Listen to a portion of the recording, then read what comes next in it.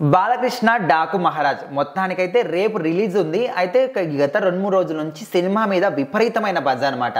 మరి ఇక్కడ బాలకృష్ణకున్న క్రేజా లేకపోతే డైలాగ్స్కున్న క్రేజా, ముఖ్యంగా బాలకృష్ణ ఒక సినిమా వస్తుందంటే యాక్షన్ సీన్స్ కానీ మాసివ్ సీన్స్ కానీ ఎక్కువగా అనిపిస్తాయి. ముఖ్యంగా డైలాగ్స్ సపరేట్ ఫ్యాన్ బేస్ ఉంటుంది. సో మొత్తానికి డాకు మహారాజ్ సినిమాలో చూసుకుంటే ఇప్పటి వరకు ఏ సినిమా వచ్చినా కూడా యాక్షన్ లెవెల్లో చూస్తాం. కానీ ఇందులో మాత్రం ఆయనకు ఇచ్చినటువంటి ఎలివేషన్ కానీ ఆయన చూపించిన విధానం కానీ ఇంతవరకు ఎప్పుడు కూడా చూడని విధంగా డిఫరెంట్గా ఉండబోతుందంట.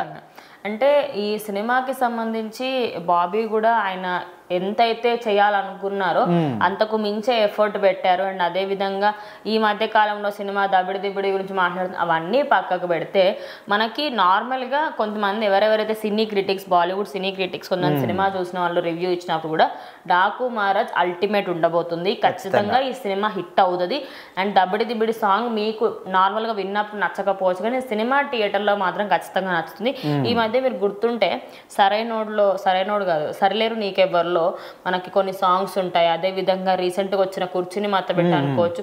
అలా కొన్ని సాంగ్స్ ఫీలింగ్స్ కూడా చాలా మందికి ఫస్ట్ నచ్చలేదు, కానీ థియేటర్కి వెళ్ళిన తర్వాత అసలు సాంగ్ నచ్చింది. సూసేకి కూడా ఫస్ట్ లో ఓ బానే ఉంది అన్నా, కానీ థియేటర్ ఇంకెక్కువ హైప్ అనేది వచ్చింది. సాంగ్సే కాకుండా సినిమాలు కూడా ఈ మధ్యన ఎట్లా అంటే స్టార్టింగ్ నుంచి కొంచెం మిక్స్ కానీ డౌన్ టు ఎర్త్ ఇట్లా అనుకుంటున్నారు, కానీ పోను అవే హైప్ అవుతున్నాయి. సో ఇక్కడ డాకుమార్ సినిమాలో ఇక్కడ బాలకృష్ణ మాత్రం ఇంతవరకు ఎప్పుడు చూడండి డిఫరెంట్ గా చూడబోతున్నామంట.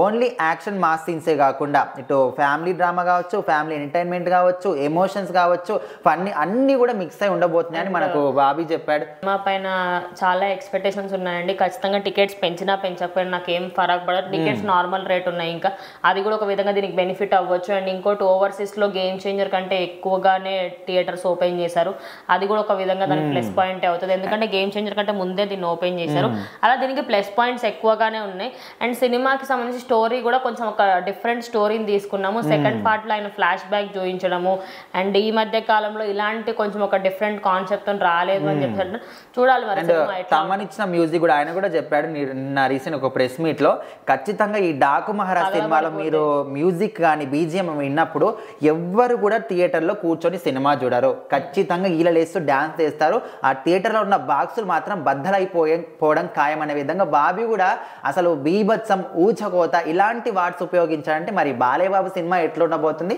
రేపటి వరకు వెయిట్ చేయాల్సిందే.